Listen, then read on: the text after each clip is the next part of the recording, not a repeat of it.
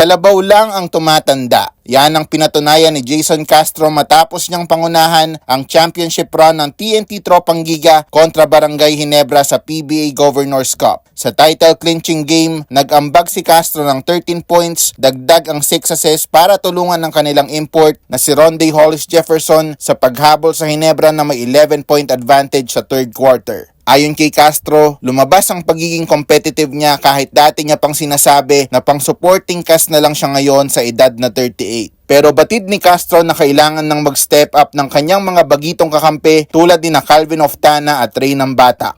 Siyempre, as a veteran, kapag nakita mo na kaya mo mag-contribute pa ng mas malaki, talagang at the same time yung yung competitiveness mo, talagang ibibigay mo lahat eh. So, yun, buti na lang nakapag-perform ako ng maganda this finals. At the same time, yun nga, as a veteran, kailangan mo rin silang i-guide. And yun, buti nakuha namin. At the same time, yun nga, makita naman sa kanila na yung potential talaga nila eh. Pero sa endgame lang medyo nawawala pa. Pero this time na nakuha na namin championship, for sure sa mga susunod na championship, sila na yung mag-take over. Samantala, may tuturing ni Castro na posibleng pinaka-satisfying ang kampyonato niya ngayong conference. Sobrang sarap kasi ito yung championship na ang dami namin pinagdaanan eh.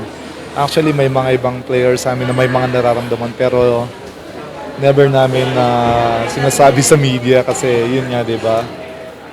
At the same time, yung mga ibang player, may mga pinagdadaanan. Pero yung mga advertising, yun yung nagpapatibay sa amin eh.